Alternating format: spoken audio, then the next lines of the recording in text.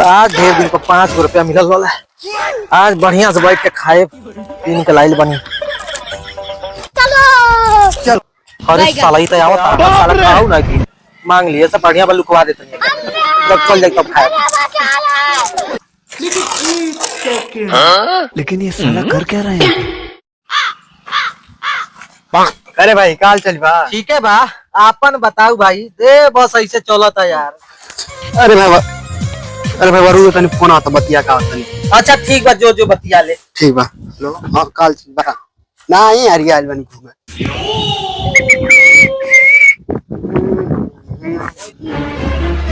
अरे भाई हमार जरूरी काम आ गलो हम अपने घरे बाद में चल जाई।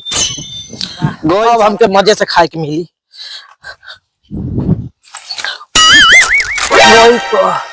अब बढ़िया से खाए के मिली।